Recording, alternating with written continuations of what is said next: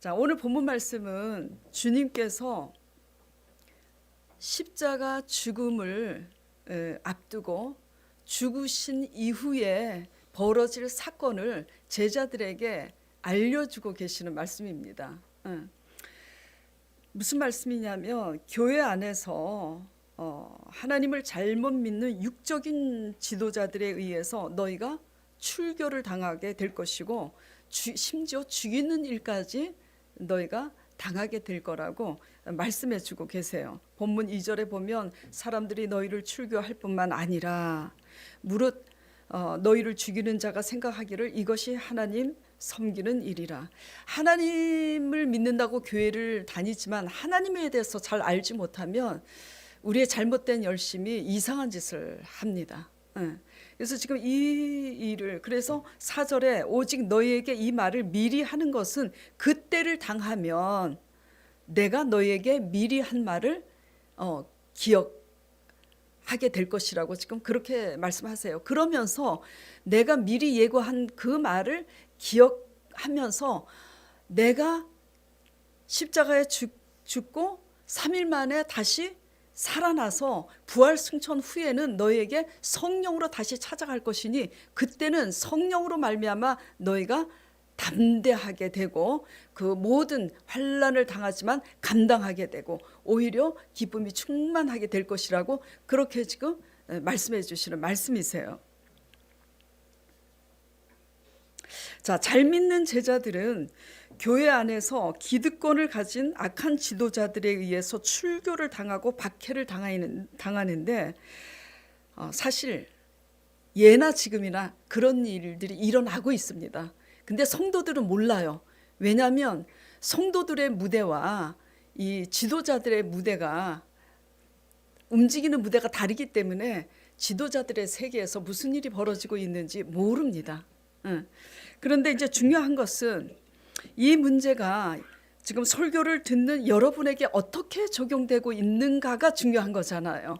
왜냐하면 예수님이 악한 바리새인들, 불신앙의 바리새인들에 의해서 십자가로 그리고 또 가룟 유다의 배반으로 인해서 은 30냥에 팔려서 십자가에 죽임을 당하러 가시잖아요.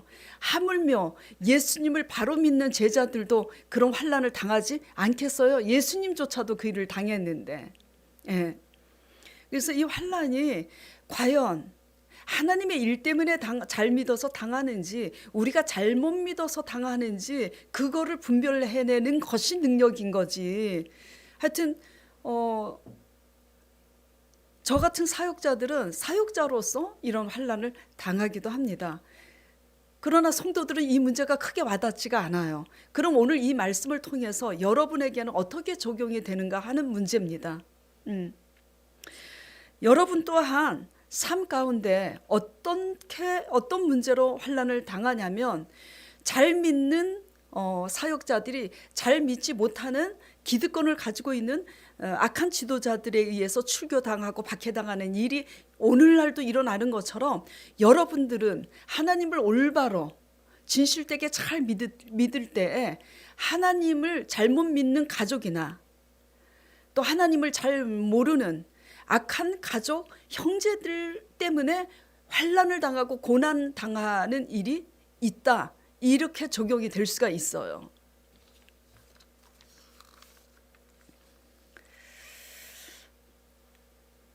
비단 사람의 문제만 아니라 삶 가운데 발생하는 모든 환난이 적용되는 겁니다. 자, 지금같이 소상공인들이 생계가 예기치 않은 코로나19 바이러스 이 문제 때문에 직격탄을 맞고 이렇게 생계의 위협을 받게 될 줄 누가 알았겠어요. 아무도 상상하지 못한 일입니다. 그리고 이 세균 때문에 사람들이 지금 죽어나가고 있잖아요. 예기치 못하는 이런 일이지만 우리 개인적인 가정사나 직장이나 일터에서도 예기치 않는 일이 인생의 다반사입니다. 그렇잖아요. 우리는 피조물이기 때문에 한 치 앞을 내다볼 수가 없어요. 하나님이 우리를 지켜주지 않으면 이런 환난 앞에 우리는 속수무책입니다. 사실 마스크를 쓰고 뭐 예배를 드리고 뭐 오늘 유튜브로 라이브로 이렇게 설교를 듣고 그러지만 이리 피하고 저리 피해도 하나님이 지켜주시지 않으면 우리는 아무것도 아니에요. 어저께 설교 준비를 하는데 밤중에 제가 우리 윤 전도사님 전화를 받고 깜짝 놀랐어요. 제가 대학원에 사랑하는 우리 전도사님 남편 장로님이 쓰러지신 거예요. 직장에서. 근데 쓰러지셨는데 그 시간이 너무 지체돼가지고 뇌가 뇌출혈로 쓰러졌는데 괴사가 됐어. 세브란스 병원에 모시고 갔는데 뒤늦게 알고 모시고 갔는데 괴사가 이미 진행된 게 오래라 의사가 하는 말이 더 이상 아무것도 손쓸 게 없다고. 그래서 지금 병원에서 손쓸 게 없다고 그래서 요양원으로 이제 가시게 됐는데 그 사실을 벼락처럼 듣고 전도사님이 남편에게 가려고 하는데 열이 38도라. 지금 코로나 사건 때문에 그 요양원에는 대부분 노인들이 계시잖아요. 출입 금지. 물론 장로님은 신앙에 있어서 하늘나라 하나님 앞에 가시겠지만 그래도 남편의 얼굴을 뵙고 임종을 맞아야 되는데 이 코로나 이게 코로나 이런 이제 시국에 열 때문에 지금 남편 앞에 가지 못하는 전도사님의 이 심정이 어떻겠습니까? 정말 다시 한번 제가 어저께 놀래가지고 우리는 정말 한치 앞을 보지 못하는구나. 지금 여러분이 가장 감당하기 어려운 문제가 뭐예요? 각자 마음속으로 한번 적용해 보세요.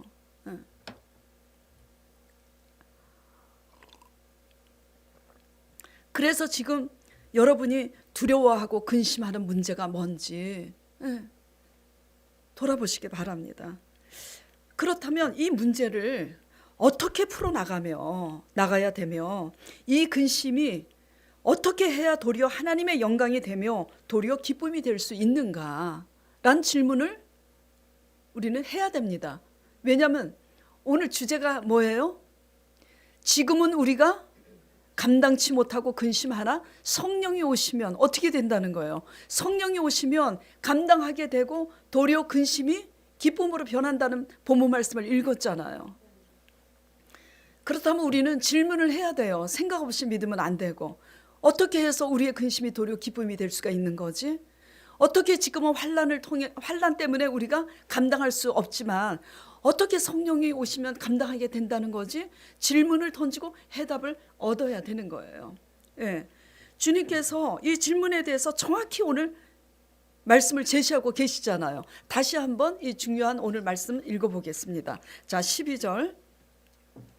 내가 아직도 너희에게 이를 것이 많으나 지금은 너희가 감당하지 못하리라. 그러나 진리의 성령이 오시면 그가 너희를 모든 진리 가운데로 인도하시리니. 그리고 14절 다시 보겠습니다. 거기까지만 읽고 14절. 그가 내 영광을 나타내리니 내 것을 가지고 너희에게 알리겠음이라. 이게 무슨 말씀이지?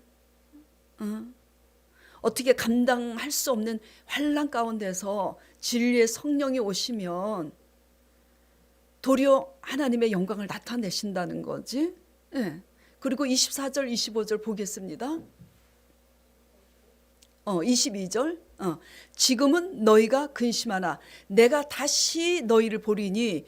이게 무슨 말씀이냐면 다시 성령으로 오신다는 얘기죠. 너희 마음이 기쁠 것이요 너희 기쁨을 빼앗을 자가 없으리라. 그날이 어떤 날이에요? 성령으로 다시 찾아오신 날에는. 그런 말씀입니다.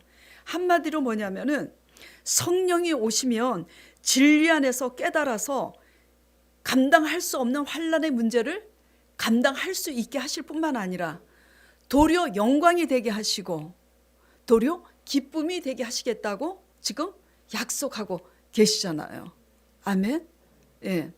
예수님의 십자가 사건이 잘 못 믿는 악한 유대인들, 자기 영광과 자기 기득권을 세우고자 하는 그 지도자들에 의해서 십자가로 가셔서 우리 죄를 위해서 십자가에 죽으셨는데 하나님은 이 십자가에 죽으신 사건을 통해서 도리어 어떻게 영광 받으셨어요?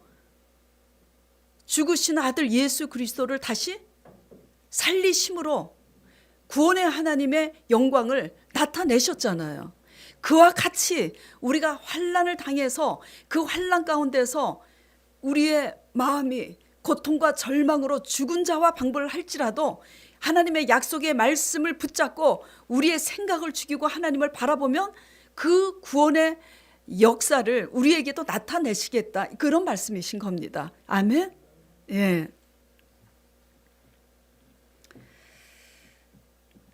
환난 가운데 잘 감당할 수 있는 비결도 누가 오시면 된다고요? 성령이, 하나님의 성령이 오시면.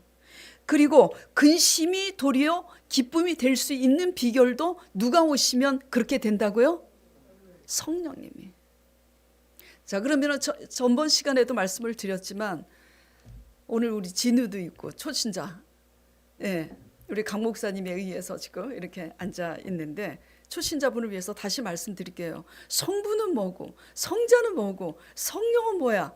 삼위일체 하나님이라는데 한 분이신데, 한 분이시면 그냥 하나님이지. 하나님은 뭐고 예수님은 또 뭐고 성령님은 뭔가. 그래서 전 시간에 강 목사님을 비유로 말씀을 드렸죠. 예, 강 목사님은 강영성 목사님 한 분이에요.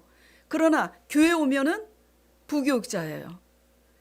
집으로 돌아가면 한 아내의 남편이고 내 아이들이 넷입니다. 넷이에요. 내 아이들의 아빠예요. 사람은 한 분이지만 역할이 뭐죠? 달라요. 삼위인격, 세 가지 역할을 하시는 겁니다. 하나님은 구원 사역을, 예수님은 우리 죄를 대속하시는 대속 사역을, 그리고 우리의 죄를 사하시는 제사, 그 권세를 가지고 있는 대속 사역을 하시고, 성령은 말 그대로 영으로서 우리 마음 가운데 찾아오셔서 우리의 모든 속사정을 아시고 환난 가운데 도와주시고 지켜주시고자 진리 가운데서 은혜를 부어주신다는 겁니다. 예. 그래서 성령이 오시면 우리가 환난 가운데서도 감당하게 되고 도리어 근심이 기쁨으로 된다, 이런 말씀입니다. 예. 자, 그런데 솔직히 제가 이렇게 알아듣게 설명을 드려서 기존 이제 교회 다니시는 분들은 알아듣겠지만, 그리고 또 지나치게 신앙이 육적이면 솔직히 이 말은 그렇게 우리에게 와닿지 않아요. 왜 와닿지 않냐면 성령 하나님이 눈에 보여요, 안 보여요? 안 보여요. 안 보이니까 문제를 해결해 줄 수 있는 근본적인 눈에 보이는 어떤 대안책이 중요한 거지. 하나님은 아무리 얘기해봐야 눈에 보이지 않으니 하나님이 주신다는 뭐죠? 선물. 문제를 어떻게 해결해 주실 건가? 눈에 보이는 선물. 이것에 더 관심이 있는 거예요. 근데 우리가 원하는 대로 문제 해결을 안 해주시니까 자꾸 교회 문 밖을 나가면 어떻게 하냐, 눈에 보이는 인간적인 수단과 방법으로 문제를 해결하려고 드는 거예요. 뭐 직분이 뭐 권사다, 안수집사다, 뭐 전도사다, 심지어 목사라 할지라도 믿음이 없으면 그렇게 합니다. 예. 믿음이 없으면 하나님은 눈에 안 보이니까 눈에 보이는 인간적인 수단과 방법으로 그 문제를 해결하려고 하죠.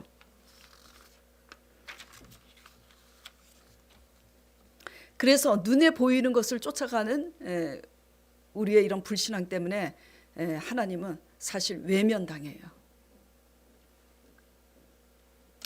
하나님의 관점에서 가장 큰 제약이 뭐예요? 그렇다면은 제가 지금 힌트를 다 드리고 이제 질문을 하는 건데, 우리가 눈에 보이는 것을 추구하느라고 눈에 보이지 않는 하나님을 자꾸 외면하잖아요. 예, 믿는다고 말은 하지만 어떤 문제에 대해서, 근심하는 문제에 대해서 내 수단과 방법으로 여러분들이 해결을 하고 있잖아요, 사실. 예. 그게 뭐라고 그러는 거예요? 그거를 불신앙이라고 하는 겁니다. 그래서 오늘 본문 말씀에 이렇게 말씀하시는 거예요. 성령님께서 내가 와서 죄에 대해서 의에 대해서 심판에 대해서 책망하리라 8절에 그러시면서 죄에 대하여라 하면 뭐라고요? 그들이 나를 믿지 아니하며. 자, 말씀에 다시 주목해 주세요. 자, 하나님께서 내가 와서 죄에 대해서 의에 대해서 심판에 대하여서 세상을 책망하시리라 그러면서 9절에 뭐라고 말씀하셨어요? 죄에 대하여라 함은 그들이 나를 믿지 아니함이라. 믿음이 없으면 이렇게 생각합니다. 나 믿으니까 오늘 주일 성수 지키는데, 믿으니까 11조 내는데, 그 이전의 문제예요. 내면의 문제입니다. 무엇을 지키는 표면적인 문제가 아니라, 그래서 우리의 기준에서 나는 성실히 열심히 일하고 돈 버는데, 예를 들어서 내 배우자는 논팽이야. 술만 마시고 도박하고 돈도 안 벌어와. 그러면 하나님 믿는다고 생각하면서도 어떻게 해요? 내 기준에서 내 배우자를 정지하고, 심지어 요즘 세상은요, 돈이 우상이야. 돈 잘 못 벌어오고 그러면 전부 다 이혼합니다. 버려요. 그게 세상입니다. 세상은 그렇지만 교회 하나님을 믿는 빛의 자녀는 그렇게 하지 말라고 성경에 가르치고 있는 거예요. 왜 그렇게 인간적인 수단과 방법으로 우리가 해결을 하느냐 하면은 하나님을 믿지 못하고 있기 때문이에요. 이거를 머리로 믿는 거하고 실제 삶 속에서 믿는 거하고는 정말 차원이 다릅니다. 예. 정말 애물단지와 같은 내 배우자, 애물단지와 같은 형제들을 위해서 예수님이 우리 죄를 위해서 십자가를 짊어지신 것처럼 우리가 그들의 죄를 짊어질 수 있느냐, 버리지 않고. 이런 문제인 겁니다. 말이 쉽죠. 다 버립니다. 정말 그래요. 그래서 개독교라는 얘기를 듣는 거예요. 하나님의 관점에서 가장 큰 제약이 뭐냐고요? 우리의 기준과 관점에서 나는 술을 안 마시는데 저 사람은 술을 마시고, 나는 무지 성실해서 열심히 일하는데 저 사람은 열심히 일도 안 하고 돈도 안 벌어와. 이따위 것이 믿음이 아니라고요. 예. 하나님께서 약속하신 말씀을 믿어 드리는 거, 이게 이제 믿음인데, 그렇게 믿지 못하니까 순종하지 못하잖아요. 이게 불신앙인 겁니다. 예. 그래서 죄에 대하여라 함은 그들이 나를 믿지 아니하며 그랬습니다. 무엇에 대한 믿음이냐? 하나님에 대한 믿음이고, 하나님에 대한 믿음이면 표면적으로 지키는 믿음 이전에 하나님이 말씀하시는 말씀에 귀를 기울이고 말씀에 대해서 십자가를 져야 되는 거죠. 십자가 지는 건 싫은데 축복은 받고 싶다, 이런 엉터리의 논리가 어디 있겠습니까? 이러니까 신천지 이단에 빠지는 것 아니겠어요? 예.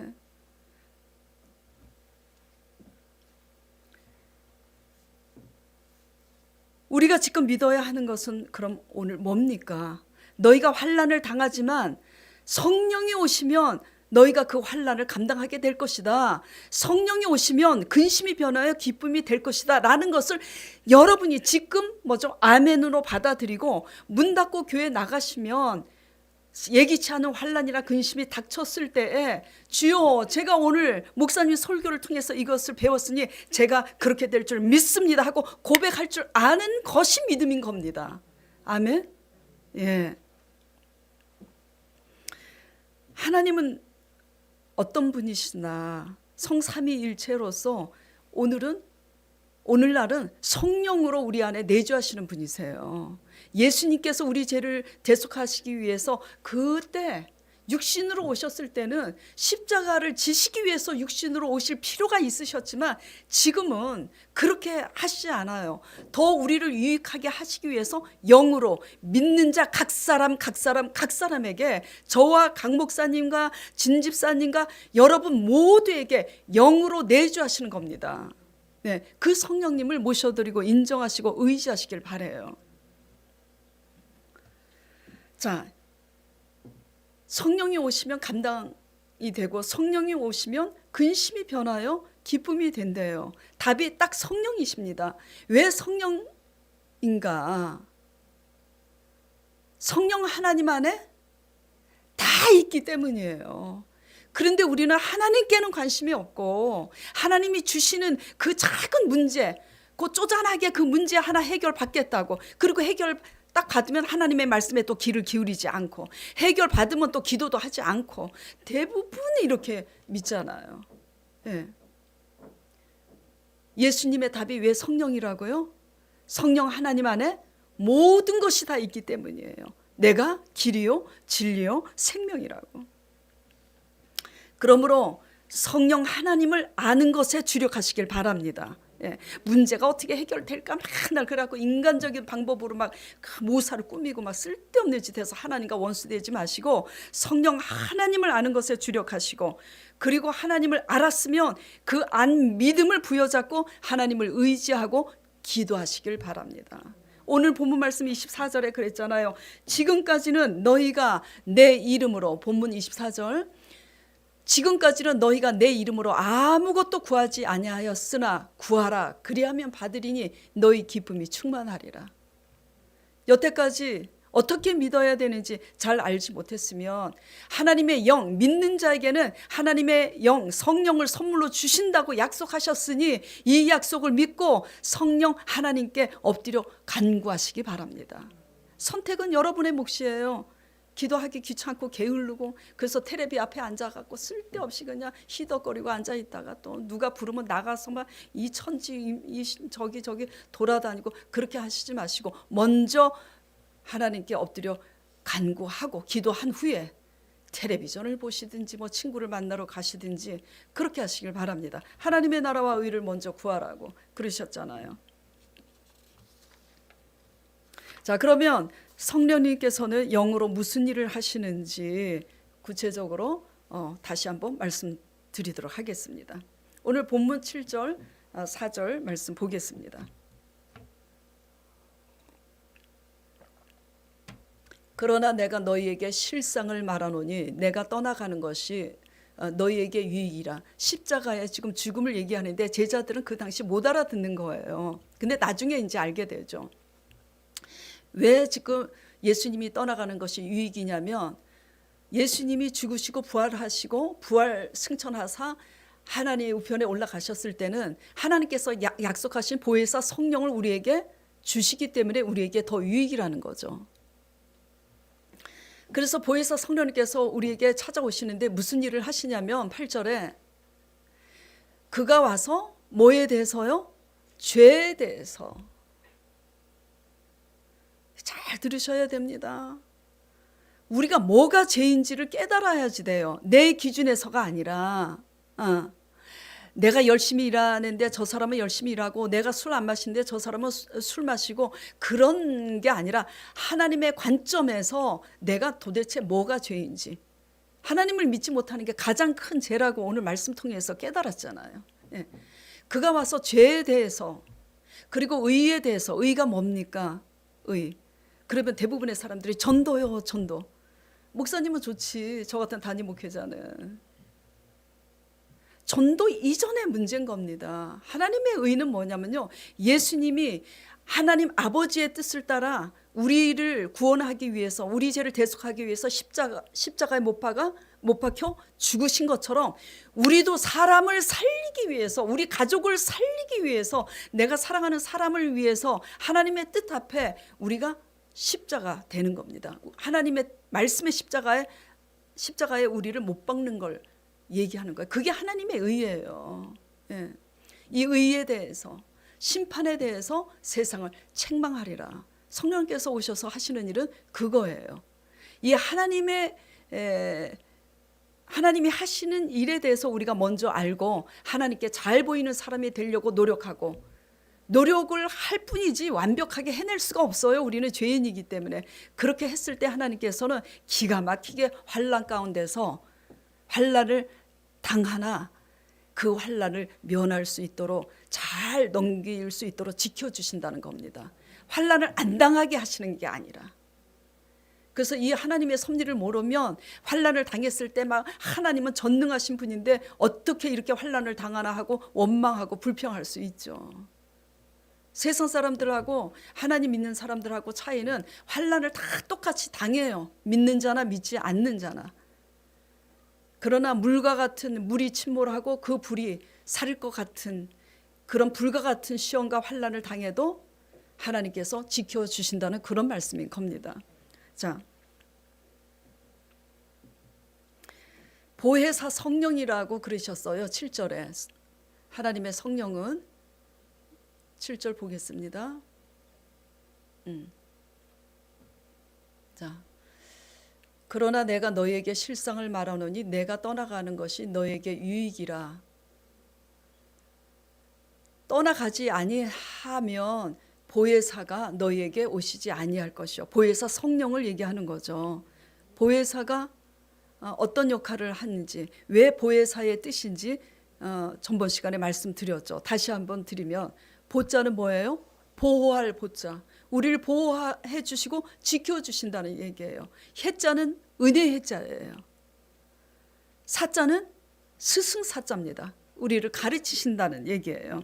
이게 무슨 말이냐면은 우리를 환난 가운데서 보호해 주시고 지켜주시고자 은혜를 내려주시려고 깨닫게 하시고 가르치시는 일을 진리 안에서 행하신다 이거예요.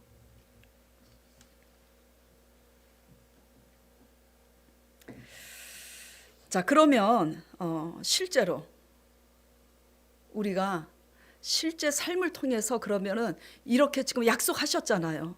환난 가운데서 우리를 지켜주시고 또 본문 말씀 몇 절인가요? 우리 장래일을 또 성령으로 찾아오셨을 때는 너희에게 장래일을 너희에게 알리시리라 13절에. 그러나 진리의 성령이 오시면 그가 너희를 모든 진리 가운데로 인도하시리니 그가 스스로 말하지 않고 오직 들은 것을 말하며 장래일을 너희에게 알리시리라. 정말 그러면 이렇게 약속하신 말씀대로 우리 삶 가운데 오셔서 장래일을 말씀해 주시고 정말 지켜주시고 정말 가르쳐 주시고 정말 죄에 대해서 심판하시고 이렇게 하시는지 믿음이 없으면 그 증거를 보길 원하잖아요. 그 삶 속에서 어떻게 이런 일을 정말 하셨는지 한번 나눠보도록 하겠습니다. 자, 먼저 우리 강 목사님 사모님 얘기부터 할게요. 지금 벌어지고 있는 일이니까. 전부 다 아시잖아요. 우리 강 목사님 사모님이 추석 때 큰 사건이 2개가 터졌는데 강 목사님 사모님이 직장암 판정을 받게 됐어요. 피가 비쳐서 병원에 가서 검사해 보니까 직장암 2기에서 3기로 사이 넘어가는 2기에서 3기로 넘어가는 직장암 2기 고위험군이라고 서울대 선생님이 그렇게 말씀하셨어요. 그러면서 수술을 해도 재발 위험성이 있고 그리고 이 배변 주머니를 밖으로 달고 나오게 될 거라고 얘기를 하고 수술을 했잖아요. 근데 예상 밖의 일이 일어났어요. 배변 주머니를 달고 나오지 않고 전이 소교는 림프절을 20몇 개인가 30개인가 띄었는데도 림프절에 전이 소견이 하나도 없어요. 자, 그런데 여러분들이 이제 저희 교인들이 다 알고 계시지만 자, 지금 항암 주사를 맞고 있는 암 투병을 지금 하고 있는 우리 강 목사님 사모님이 어떻게 지금 지내는지 알고 계시죠? 죽을 힘을 다해서 제발 그러지 말고 좀 집에서 쉬라고 나오지 말라 그래도 기도하러 나옵니다. 네. 기도하러 나와요. 그리고 봉사를 합니다. 또 제발 멀쩡한 사람으로 하여금 너무 당황스럽게 만들지 말라고 좀 집에서 쉬고 하지 말라고 죽어라고 해요. 왜 이 일이 가능한 줄 아세요?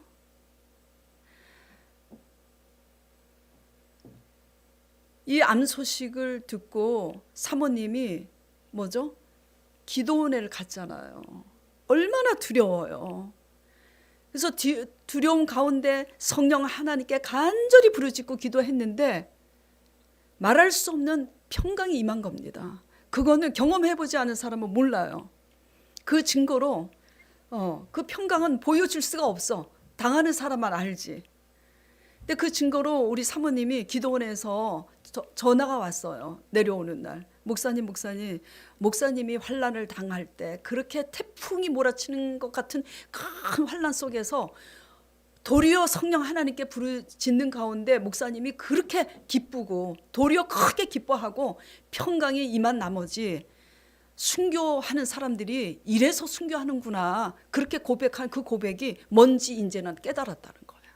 너무너무 평강이 임해서 그렇게 마음의 평강과 기쁨이 오더라는 거예요. 그냥 그때부터 마음의 평강을 하나님이 지켜주셨으니까 그렇게 항암 치료를 받는 중에도 누구보다도 너스레를 뚫면서 유머스럽게 농담도 하고 봉사하고 죽으라고 저희가 이제 새벽에도 기도를 하지만 저녁 8시에 모여서 연합군사들이 기도를 합니다. 소수지만. 예, 이거 쉬운 일이 아닙니다, 진짜. 그런데 꼭 8시에 죽어라 나와요. 제가 너무 괴로워서 제발 이럴 때는 좀 쉬라고. 아니에요. 쓰러져서 도저히 못 움직이는 그 순간을 제외하고는 나와서 기도하겠습니다. 뭐 때문에 가능한 거죠? 성령님께서 환난 가운데 평강을 주셨기 때문에 이 일이 가능한 거고, 단 우리 강 목사님 사모님은 무엇을 했기 때문이에요? 그 성령님께 부르짖어 기도했기 때문에 이 일이 가능한 겁니다. 아멘. 예. 자, 그래서 그 환난을 오히려 환난을 당해서 힘은 들지만, 항암 주사를 맞으니까 육체적으로 힘은 들지만 지금 도리어 크게 기뻐하면서 감당하고 있어요, 안 하고 있어요? 감당하고 있잖아요. 그리고 재발에 대한 두려움에서도 자유케 하시고. 예. 자, 그리고 또 죄에 대해서 이제 심판하시는 말씀을 한번 나눠보도록 할게요. 사도행전 5장에 아나니아 삽비라 부부 얘기 아시죠? 예. 초대교회 때 은혜를 받은 이 아나니아 삽비라라고 이름하는 부부가 자기 소유를 팝니다. 자기 땅을 팔아요. 자, 땅을 팔고 헌금을 1억을 하든 2억을 하든 누구 맘이에요? 땅 주인 맘입니다. 그런데 이 사람이 자기가 교인들한테 영광을 받고 싶으니까 그 소유를 팔아서 다 갖다 바치는 것처럼 속입니다. 그러니까 이 일을 누가 드러내냐면 성령께서 사도 베드로에게 드러내십니다. 가르쳐 주셔요. 그래서 사도 베드로가 남편에 이어서 들어오는 아나니아가 부인인가 삽비라가 부인인가 헷갈리네. 하여튼 그 부인에게 물어봅니다. 판값이 이게 전부냐고. 그런데 그 부인 삽비라가 거짓말하죠. 이게 전부 다라고. 전부 다 갖다 바치는 것처럼. 그러니까 사도 베드로가 뭐라고 책망하냐면 네 것을 가지고 네가 갖다 바치는데 임의로 할 수 있는데 왜 속이냐고. 이것은 사람을 속이는 게 아니라 제단 앞에 드리는 거기 때문에 하나님을 속이는 거라 하시니 그 순간 뭐죠? 그 남편하고 그 아나니아 삽비라 부부가 혼이 떠나가요. 그래서 쓰러지니 교회 안에 젊은 사람들이 그 시체를 뭐죠? 시신을 메고 가는 거예요. 이 일들을 들은 온 교회 사람들이 두려워합니다. 이 일을 누가 드러내셨어요? 누가 드러내셨어요? 죄에 대해서 심판하시는 성령 하나님이 지금 드러내신 겁니다. 예, 우리는 죄인인데요. 날마다 실수하고 넘어집니다. 날마다 고의는 아니지만 연약해서 날마다 실수하고 넘어지는 죄에 대해서는 하루에 70번씩 7번이라도 그 죄를 회개하면 용서해 주세요. 그러나 이렇게 의도적으로 짓는 죄에 대해서, 그리고 기회를 줬어요, 안 줬어요? 기회를 줬는데 그 기회를 잃어버립니다. 거짓말하고. 결국 그래서 그들이 죽음을 맞이하게 되는데 하나님께서는 이런 죄에 대해서 심판하시는 하나님이세요. 근데 제가 제자 사역을 하다가 실제로 그런 일이 있었어요. 제가 제자 사역을 할 때는 교회를 세우지 않았기 때문에 뭐 헌금을 뭐 이렇게 그런 일이 없었지만은, 물론 자진해서 은혜 받았다고 11조를 낸 사람이 있었는데 그 11조를 하나도 안 쓰고 모아가지고 제가 개척을 할 때 교회 모든 이런 시설에 사용을 했잖아요. 제가 응답을 받으면 꼭 그 제자 양육을 받는 그 분이 당신도 응답을 받았다고 그래요. 처음에는 저도 그걸 기뻐했어요. 믿었어요. 그런데 정황이 보면 앞뒤가 맞지가 않아. 예. 그 나중에 보니까 하나님께서 그것이 거짓말이라는 걸 드러내셔서 우리 강 목사님하고 같이 신방을 갔죠. 예. 그래서 그렇게 하지 말라고 했는데 절대 그렇게 하지 않았다고 거짓말을 해요. 그래서 회개하라고 이제 그렇게 당부를 하고 돌아왔는데, 지금은 이제 성령 시대니까 하나님이 그분을 죽이시지는 않았는데 하루아침에 모든 것을 다 잃어버렸어요. 예. 이런 건물을, 저 같은 건물을 갖고 있었는데 하루아침에 모든 것을 다 잃어버렸죠. 하나님은 죄에 대해서 심판하시는 하나님이십니다.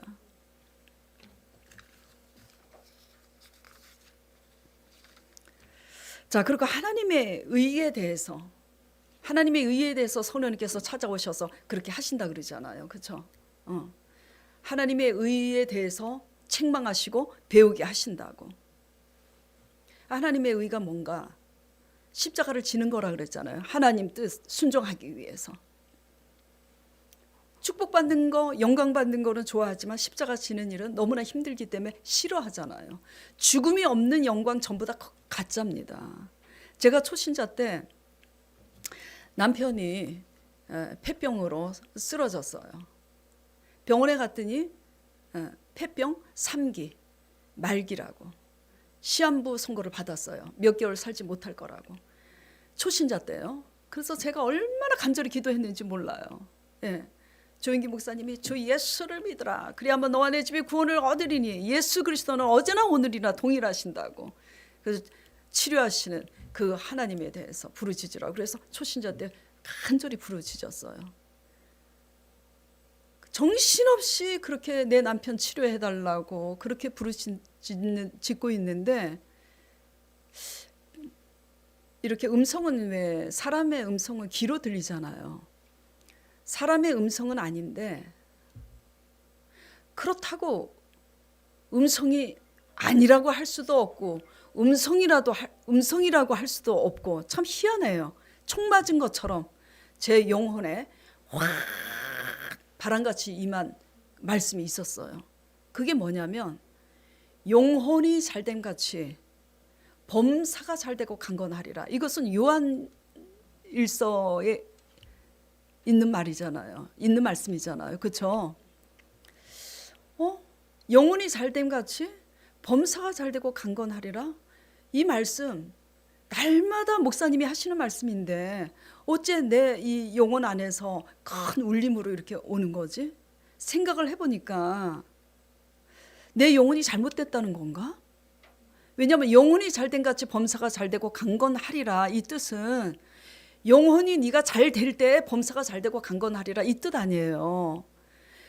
제가 영혼이 잘 되겠다고 지금 남편 질병을 놓고 남편 치료해달라고 지금 기도하고 있잖아요. 그래서 제가 하나님께 반문을 했습니다.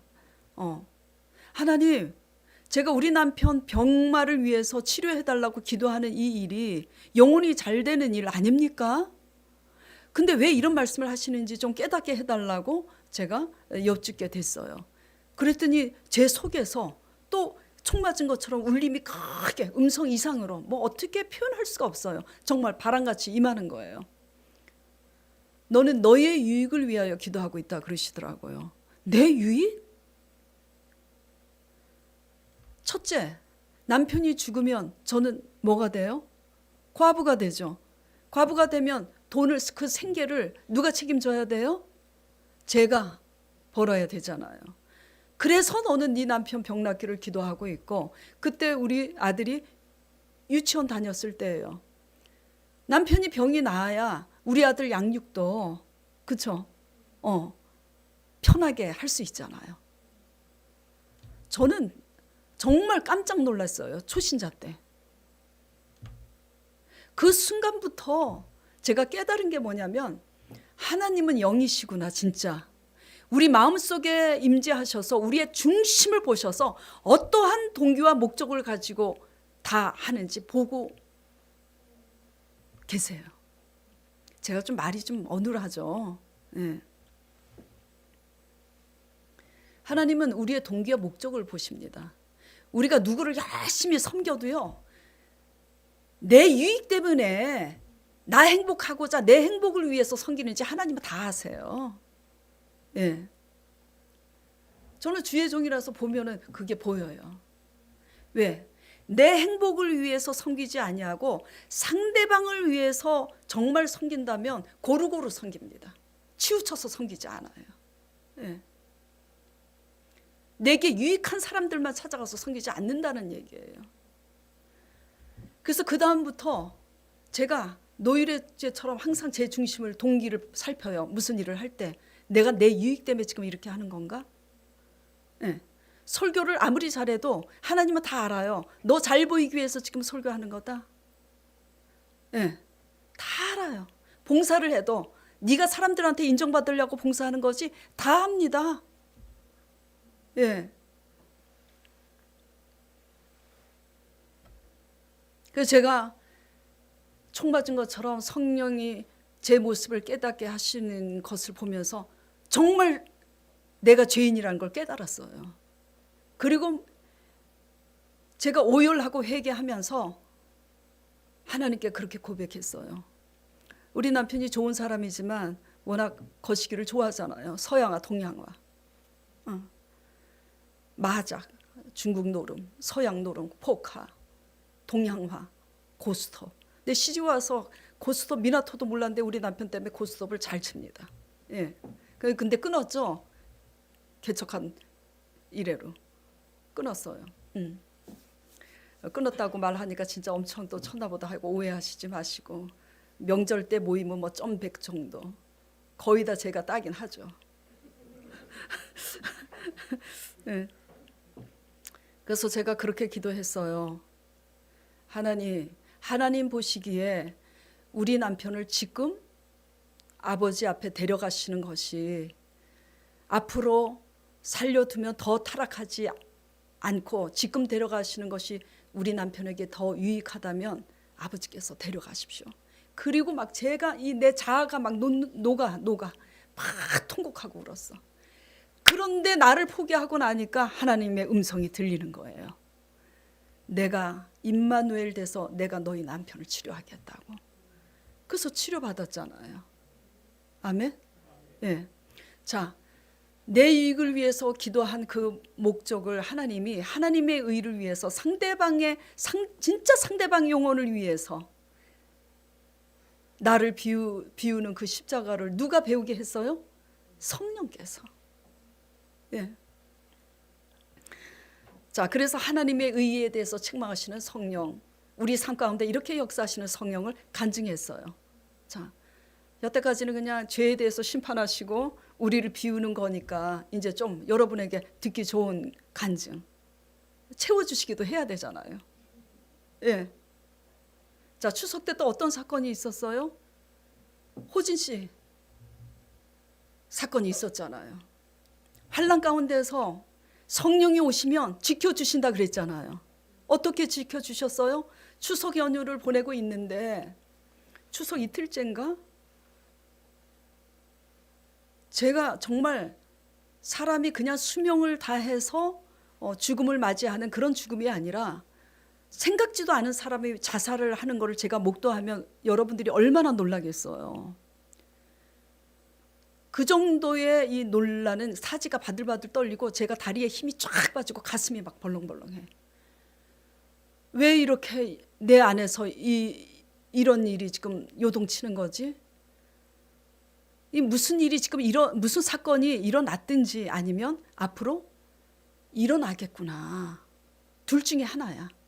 성령님께서 이것을 알게 하시고 기도하라고 하시는구나 깨닫고 도저히 편하게 있을 수가 없어요.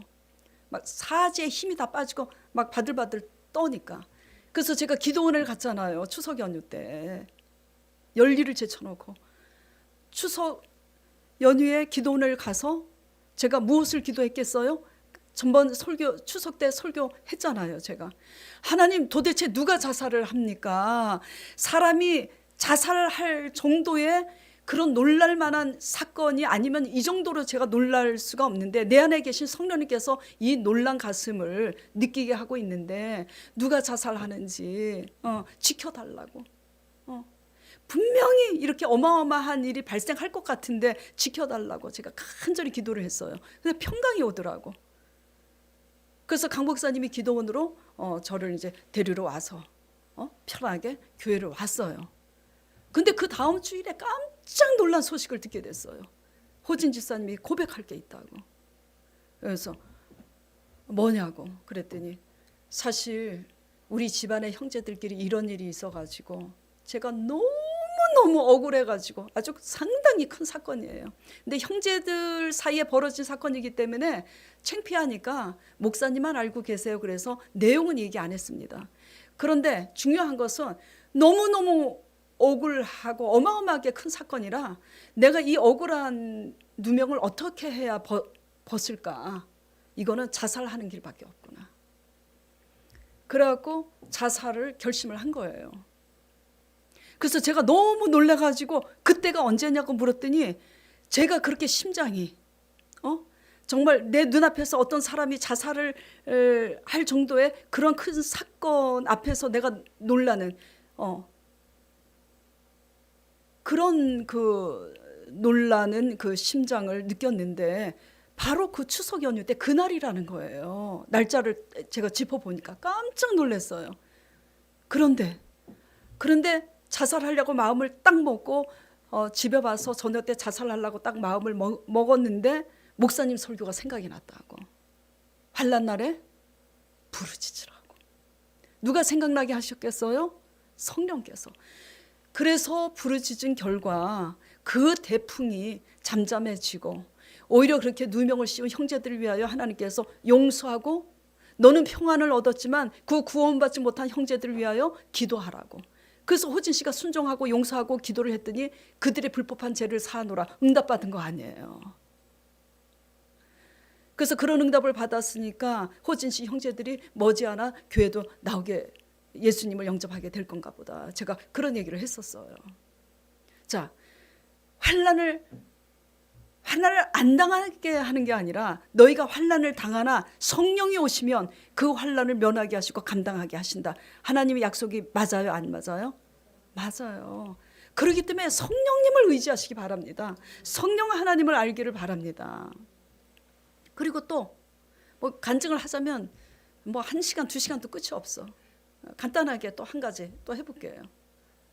제가 하나님 앞에 믿음과 순종으로 돈 없이 저 건물을 지었잖아요. 근데 어느 날 기도를 하는데 자꾸 이 찬양이 나와. 하나님은 너를 지키시는 자, 너의 환난을 면케하시니 너의 도움이 어디서 올까? 천지를 지으신 하나님께로다. 아니 기도만 하면 자꾸 내 속에서 그 찬양이 나와. 근데 저는 그때 아무 환난이 일어나지 않았어요. 편하게 잘 살고 있었어요. 아무 일도 일어나지 않았어요. 그래서 제가 하나님께 기도했어요. 아버지, 자꾸 환난을 면하게 해주신다 그러고 왜 자꾸 이러시는지 알 수가 없다고. 그때 또 가슴이 두근두근해. 그래서 제가 또 오살리 기도원을 갔어요. 오살리 기도원에 도착하자마자 또 이 희한한 일이 일어난 거야. 확성기가 고장이 난 건지 CD 플레이어가 고장이 난 건지 하나님은 너를 지키시는 자, 너의 환난을 명쾌하시고 너의 도움이 어디서 올까? 이게 계속 한 번 이 찬양이 끝나면 다음 찬양이 나와야 되는데 그 찬양이 또 리바이벌 되는 거야 계속. 아니 내가 이게 뭐에 홀렸나 지금. 이게 꿈이야 생시야. 아니 진짜예요. 이게 무슨 좋아할까 도대체. 그래서 제가 하나님께 물었어요. 하나님, 나 아무 일도 지금 안 일어나고 되게 편안한데 왜 자꾸 이러시는 건지. 기도원에까지 와서도 이렇게 확증으로 찬송을 주시니 뭔 일이 있을래나 보다. 그 뭔 일이 있었잖아요. 그냥 간단하게 아주 그냥 핵심만 얘기할게요. 결국은 얼마 후에 저 건물이 통째로 날아가는 사건이 생겼잖아요. 그래서 제가 제 믿음과 순종으로 지은 내가 너의 산업이 되리라, 내가 너를 축복하겠다고 말씀하셔서 돈 없이 지은 저 건물이 하루아침에 날아가게 생겼는데, 정말로 진심으로 제가 그때 성령 하나님을 구했어요. 하나님께 맡기겠습니다. 주시는 이도 요하시고 걷어가시는 것도 요하시니, 제가 하나님 앞에 무슨 큰 죄가 있어서 내가 알지 못하는, 왜냐하면 사람이 죄에 눈이 가리면 몰라요. 본인은 당해봐야 알지. 그래서 하나님이, 제가 하나님 보시기에 너무나 큰 죄가 있어서 이렇게 이 건물이 날아가게 하신다면 하나님 날아가게 그냥 맡기겠습니다. 그리고 죄를 깨닫고 회개하면 다시 또 주실 거 아니에요. 예, 정말 그런 마음으로 하나님께 맡기고 간절히 무릎 꿇고 성령님께 기도하는데 찬송이 임하는 거예요. 피가 마르는데, 무슨 일을 만나든지 만사 형통하리라, 그러면서 막 기쁨이 도리어 막 넘치는 거야. 이게 또 웬일이야. 할렐루야. 그러더니 제 건물을 통째로 삼키고자 하는 사람이 나타나서 제게 고백을 하는 겁니다. 내 양심이 내가 한다고. 두 번 다시 이런 일은 하지 않겠다고. 지금 그 상대방의 마음을 변화시킨 게 누구겠어요? 누구겠어요? 성령 하나님이십니다. 저는 뭘 했어요? 하나님께 맡기고 성령님께 기도했다라는 겁니다. 예. 한 가지 또 짤막하게, 지금 초신자, 제가 전도해서 오신 초신자분 작전 기도를 했잖아요. 어떤 아이템을 가지고 장사를 할 것인가? 근데 성령님께서 가르쳐 주시더라고. 아이템이 문제가 아니다. 원가가 문제지. 깜짝 놀랐어요. 그리고 그것만 구하지 말고 그 수급비 받을 수 있도록 기도하라고. 그래서 기도했어요. 받을 수 없는 조건입니다. 딸도 약사고 잘 나가요. 그런데 뭐 딸들이 안 도와주나 또 이렇게 여기지 마시고, 우리 엄마들은요, 자식들이 잘 살아도 자식들 돈 이쪽 타 쓰기 싫어해요. 정상적인 부모라면은. 내가 벌 수 있는 한 내 손으로 벌어서 자식들을 돕고 싶은 게 부모의 마음이잖아요. 네. 너무 아무리 힘들어도 내 손으로 그냥 벌어 먹겠다고 그냥 그러시니 너무 딱한 거야. 하나님이 수급비를 놓고 기도하래. 조건이 안 되기 때문에 기도할 생각을 또 못했어. 그래서 조 집사님 때 문제처럼 또 놓고 기도를 했어. 그래도 요번에 기적이 일어났잖아요. 뭐지, 그 긴급 뭐라 그랬지?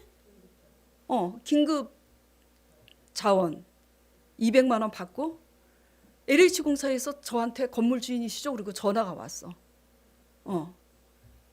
이게 또 제 자랑 같은데 월세를 깎아주셨다면서요. 그러면서 너무 감사합니다.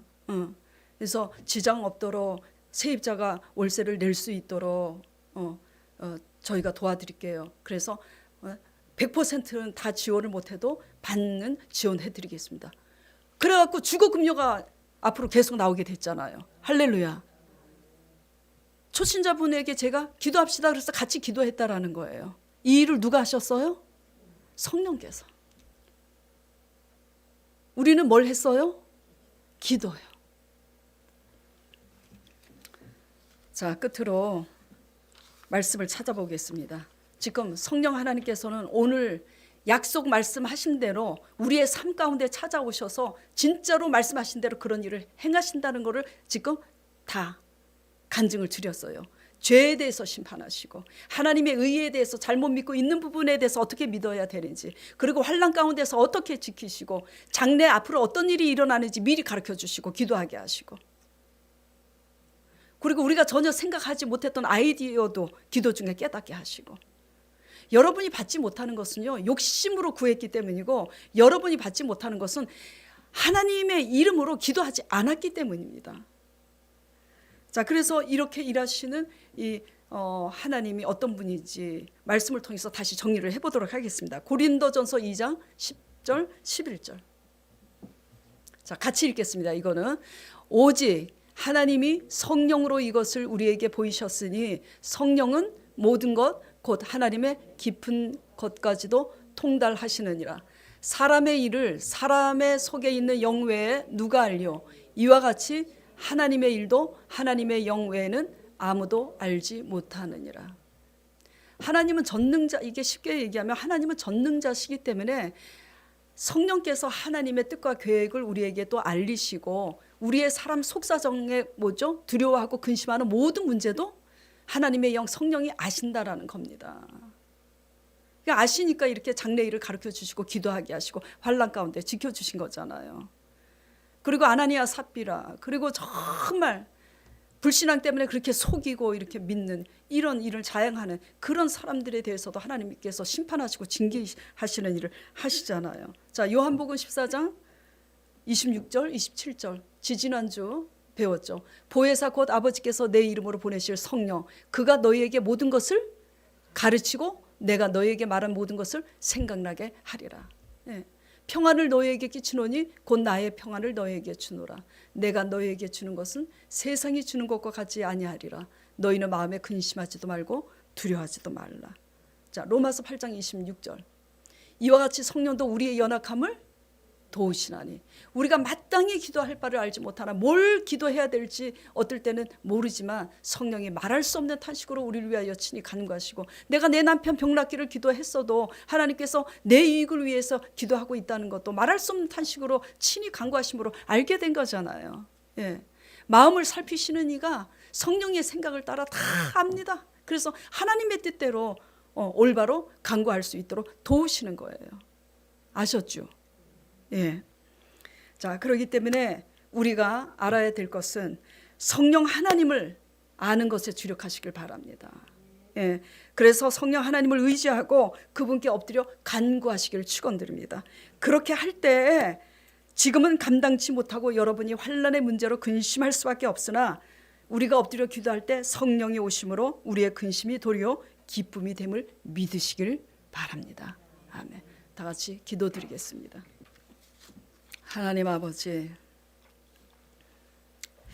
오늘 본문 말씀에 교회 안에서 기득권을 가진 지도자들이 이것이 하나님을 섬기는 예라고 하면서 예수님의 제자들을 출교시키고 죽이는 일들을 할 거라고 미리 예언을 하는데, 우리는 어떻습니까?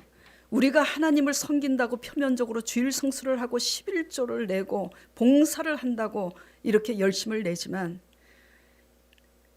우리가 아버지 말씀에 우리 자아와 우리의 생각을 십자가에 못 박기 싫어서 우리의 인간적인 수단과 방법으로 하나님을 내쫓을 때가 얼마나 많은지 돌아보고, 신천지만 우리 강 목사님 기도처럼 신천지 이단만 아버지 우리가 욕할 것이 아니라 교회 안에 이단이 아닌 모습으로 이렇게 있지만 이단 아닌 교회 안에서 우리가 또 다른 이단이 아닌지 돌아보고 회개하는 시간이 되기를 원합니다. 성령 안에서 하나님의 의에 대해서 올바로 깨닫고, 성령 안에서 죄에 대해서 올바로 깨닫고, 그렇게 하나님을 따라 쫓아갈 때 환난 가운데서 지켜주셔서 감당케 하시고, 도리어 당하는 문제가 근심이 변하여 기쁨이 될 줄을 아버지 우리가 간증을 통해서 나눴습니다. 성도들이 이렇게 믿음으로 말미암아 당하는 문제가 도리어 영광이 되고 기쁨이 될 수 있도록 이들을 축복하여 주시옵소서. 예수 그리스도 이름으로 기도드렸사옵나이다. 아멘.